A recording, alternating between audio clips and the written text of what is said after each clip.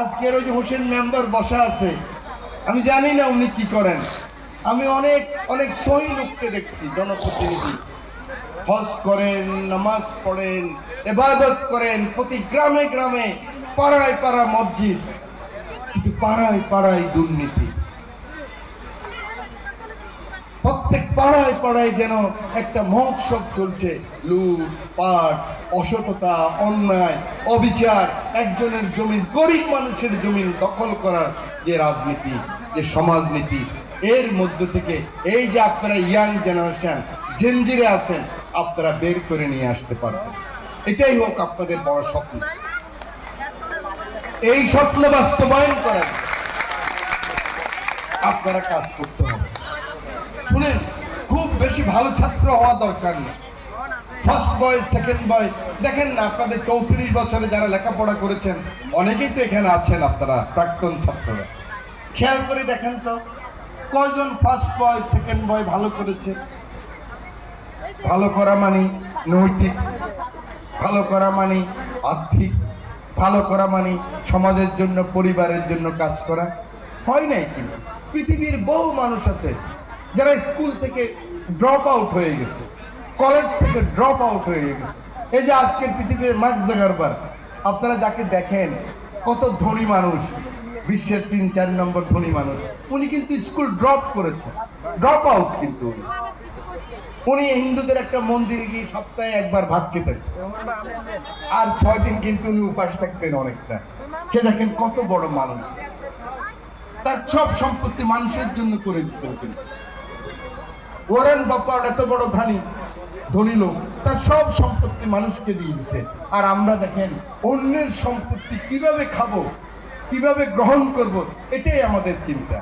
আজকে মতিহাটে আপনারা এটা করতে বলেন, ওটা করতে বলেন। আমার মনে আছে 2005 সাল, এই যেখানে মসজিদ এই ভেঙে যাচ্ছে, এখানে প্রাক্তন লোক যারা আছেন মনে আছে, আমার মনে হয় এই লিটল মেম্বার ছিল, অনেকে ছিল। আমি এখান থেকে আজকের স্পিকার মেজর হাফিজ সাহেবকে ফোন করেছিলাম, মাননীয় স্পিকারকে। উনি তখন পানি সম্পদ মন্ত্রী।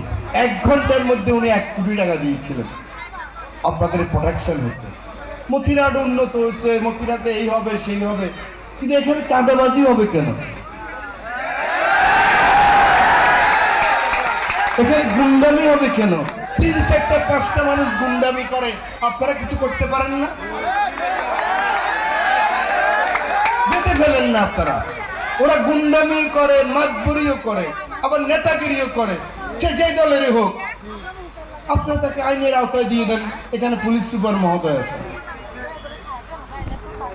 এগুলি যদি করেন, কিসের পর্যটন কেন্দ্র হবে? পর্যটন কেন্দ্র হবে সবচেয়ে নিরাপদ জায়গায়। পৃথিবীর যেখানেই পর্যটন কেন্দ্র, সেখানে পুলিশ কাউকে কিছু বলতে হয় না। ওই এলাকার মানুষ এমন ব্যবহার করে মানুষের সাথে, মানুষ উঠে যায় ওখানে। সেজন্য আমি বলতেছি পর্যটন কেন্দ্র হবে, ফেরিঘাট হবে। আপনারা চাঁদাবাজি করবেন শুরু হওয়ার 3 দিন পর থেকে। আপনারা আপনারা এখনই ঘাটের টাকা 5 টাকারটা 50 টাকা নেওয়ার চেষ্টা করেন। এই যে ইয়াং হেই করতেছ, আমিও বলি হেই, তাহলে আসো একমত হই, ধরি ফেলা। আমি বুঝাইতে পারছি? আমি বুঝাইতে না পারলে তোমরা কিন্তু এত খুশি হইতো না। তাহলে আমি একমত আছি তোমাদের সাথে, তোমরা আমার সাথে একমত থাকো। কোনো মাদক চলবে না, গুন্ডামি চলবে না, চাঁদাবাজি চলবে না। যে করবে তাকে সকলে মিলে, যুবকরা আগে আসতে হবে। যেই দলের হোক, আত্মীয় হোক, স্বজন হোক, যা হোক, ওদেরকে কোনো প্রশ্রয় দেওয়া যাবে না। আজকে বলে যাচ্ছি, যারা ঘাটের ডাক নিয়েছেন আমার থেকে টাকা নিয়ে যান, ঘাট ফ্রি করে দেন। এখানে আমাদের এসপি মহোদয় আছে, বিআরডব্লিউটিসি যার ডাক আনছেন, কাল পরশু যোগাযোগ করবেন, হাজিরহাট গিয়ে টাকা নিয়ে আসবেন। মানুষকে কষ্ট দেওয়া যাবে, মানুষের জন্য রাজনীতি করি। আমি টাকাওয়ালা লোক না, কিন্তু আমি ভোর রাত্রে যদি আমার মালিককে বলি টাকা জোগাড় হয়ে যায়। অতএব কথা বড় স্পষ্ট, কতবার এমপি হতে হবে?